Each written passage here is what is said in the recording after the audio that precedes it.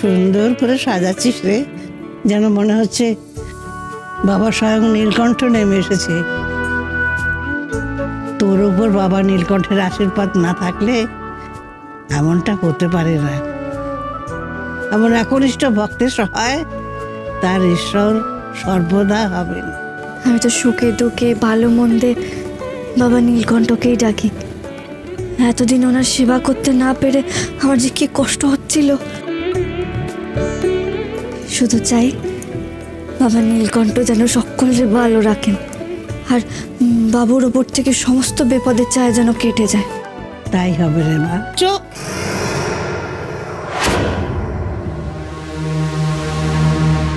ও বাবা, এ তো সত্যিই মন্দির হয়ে গেছে। মেয়েটা তো যেমন তেমন মেয়ে নয়। এর জন্য কিঞ্জল দাদাবাবু সালিশি করছেন, ঠাকুমা ওর পুজোর জোগাড় করছেন। এইভাবে চললে তো এ মেয়ে সব কাজের লোকেদের মাথায় পা দিয়ে চলবে। ওকে ঢিট করতেই হবে।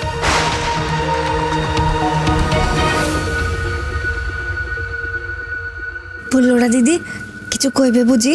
আমি নয় গো, বলবেন তো গুরুদেব, কিন্তু আমায় ডাকছেন। গুরুদেব ডাকছে? আমারে কেন? অবাক পরে হয় গো, বড় মা তোমাকে এক্ষুনি ডাকছেন। গুরুদেব তোমার সেবা চেয়েছেন। চলো চলো, তাড়াতাড়ি চলো, দেরি করো না। তুই যা পঞ্চমী, আমি পুজোর দিকটা সামলাচ্ছি।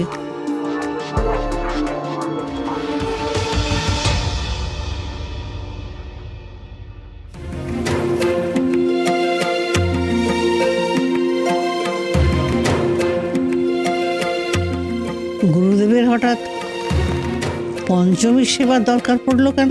পঞ্চমী তো এসেছে দাদু ভাইকে রক্ষা করতে, গুরুদেবের সেবা করতে তো নয়।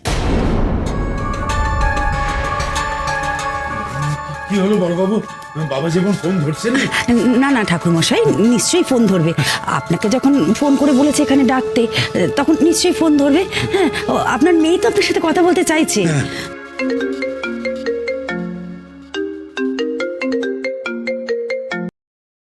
হ্যাঁ সহদেববাবু বলুন। হ্যাঁ হ্যালো, আপনি পঞ্চমী বাবাকে খবর দিতে বলেছিলেন, উনি এসছেন। হ্যাঁ, এবার আপনি পঞ্চমীকে। হ্যাঁ আপনি একটু ফোনটা ধরবেন, ডাকতে সময় লাগবে।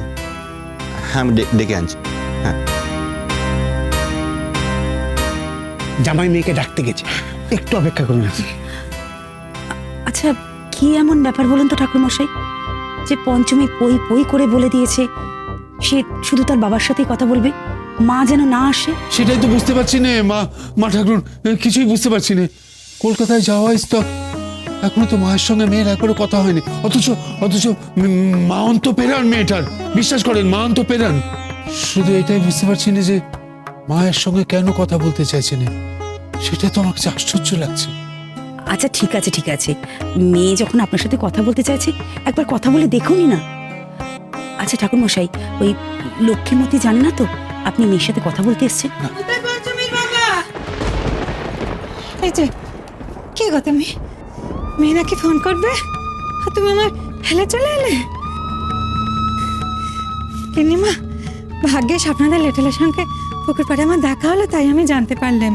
হ্যাঁ গো, মেয়ে ফোন করবে, তুমি কথা বলবে, আর আমি কইব না? আমার মনটা বুঝি উঁচাটা নয় নে গো।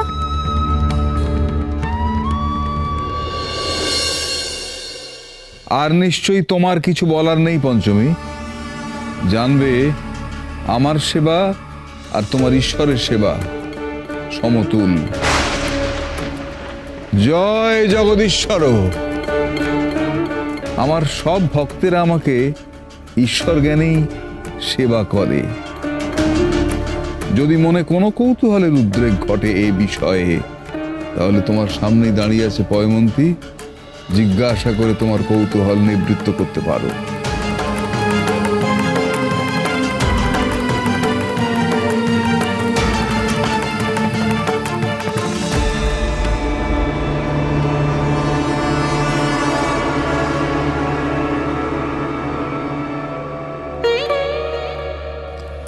হ্যাঁ, আর একটা কথা, আমি স্নানে প্রবেশ করলে তুমি নতুন তোয়ালে আর চাদর নিয়ে প্রস্তুত থেকো বাথরুমের বাইরে। এখন মিশ্রিত জল বাথরুমের ভেতরে রেখে এসো। পঞ্চমীকে দিয়ে এসব করানো কি ঠিক হচ্ছে? এটা গুরুদেবের কাজ। এতকাল বৌদি করতো, এখন পঞ্চমী করছে, অসুবিধার কি আছে?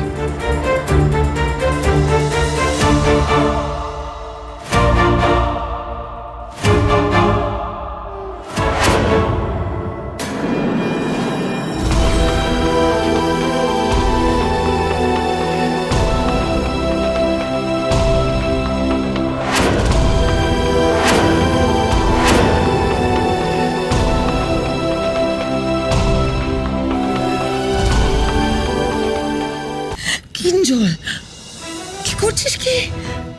গুরুদেব পঞ্চমীর সেবা চেয়েছেন, ওকে স্নানের জলটা পৌঁছে দিতে দে। আহ মম, আজ নয় গুরুদেবের সেবাটা আমি করি। গুরুদেবের স্নানের জলটা আমি দিয়ে আসছি। দিন আমাকে, ছাড়ুন। না না কিঞ্জল, এ তুমি কি বলছো? শোনো শোনো। না, পঞ্চমীর ফোন এসছে, ওনার বাবা লাইনে আছে। উনি এখন আমার ঘরে গিয়ে ফোনে কথা বলবেন। কাকে মা বলছিস তুই? এ মা কি তোর নিজের মা? যেই বাপ তোকে পেলেছে তাকে জিজ্ঞেস কর, সেই রাত্রিরে মন্দিরে জন্ম দিয়ে তোর মা মরেছিল কিনা। জিজ্ঞেস কর, জানতে চা সেদিন মরার আগে কি বলে গেছিল তোর মা। বাবার কাছে এক্ষুনি জানতে হবে আসল মায়ের কথা। না জানি কি শুনতে হবে এখন। পঞ্চমী যান।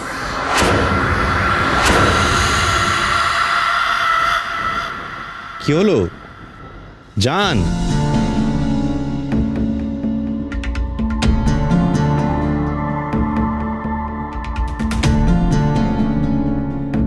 দিন না ফোনখানা আমায় একবার, আমি মেয়ের গলাখানা শুনি একবার আগে।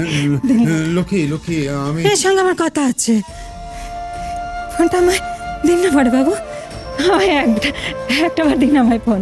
ঠাকুর মশাই কথা বলবেন বললেন তো, আমি ওনাকেই দিচ্ছি ফোনটা। আপনি আমাকে ফোনটা দিচ্ছেন না কেন? আমি মেয়ের মা, বিয়ের পর মেয়ে শ্বশুর ঘরে কেমন আছে আমি একবার জানবো না? না না, পঞ্চমী তোর বাবার সাথে কথা বলবে বলেছে, আপনার সাথে তো কথা বলবে না, আপনাকে কেন?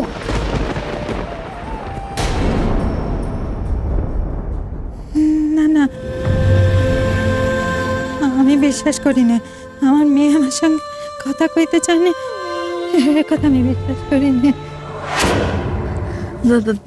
বাবা বাবা এসছে তো? হ্যাঁ পঞ্চমী, এই যে বাবার সাথে কথা বল। ঠাকুর মশাই এই নিন। হ্যাঁ মাকে সঙ্গে আনুনি তো বাবা?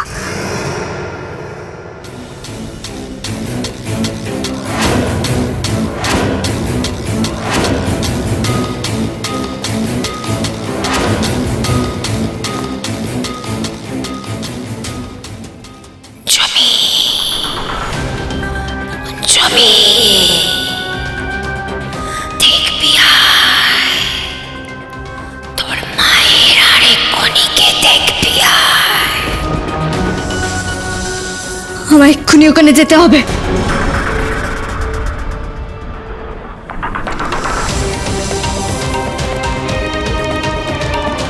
মাটা করুন শাহ, ওই দেখ পঞ্চমী ওর বুকে গোল জোর